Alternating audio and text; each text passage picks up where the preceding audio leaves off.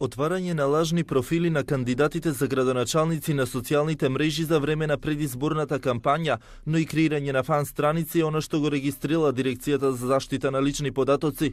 Велат станува збор за профили на кои се пласирале навредливи содржини во име на кандидатите. Пред самите избори имавме пријава од неколку кандидати за градоначалници кои што пријавија дека се креирани лажни фан страници, профили на Facebook во нивно име, на кои што беа објавувани фотографии, кои што се приватни фотографии, кои што беше очигледно дека не се дел од самата кампања која што конкретниот кандидат ја води пред изборите.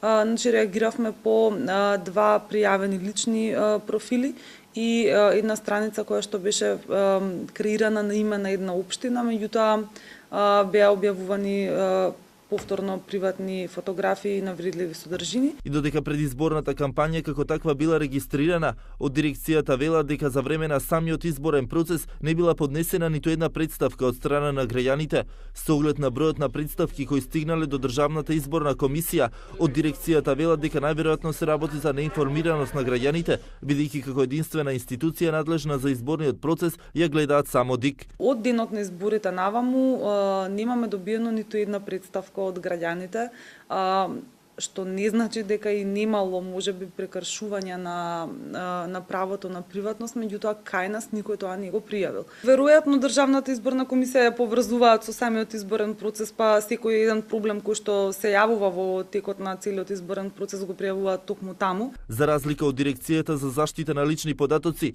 до ДИК за денот на изборите стигнале над 400 представки по различни основи. Од дирекцијата велат дека свеста за пријавување на граѓаните се уште е мала, особено кога станува збор за изборниот процес, а дури и политичарите многу ретко пријавуваат повреда на ова право. За прв пат таков случај бил регистриран пред неполни 2 години.